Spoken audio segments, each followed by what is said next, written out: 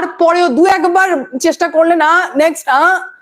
তারপরে সে একই রিপিটেডলি বলে বলে বলে বলে আজকে কেন বললাম স্মার্ট রোল প্লে, যখন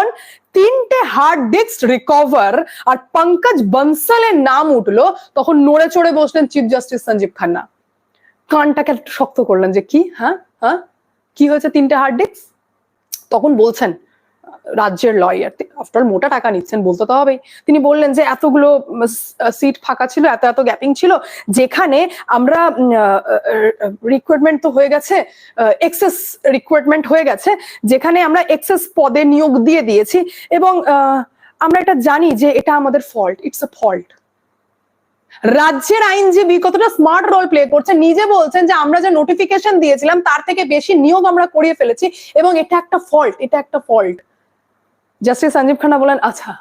আচ্ছা, তখন বললেন যে হাইলাইট করে বললেন যে প্যারা 2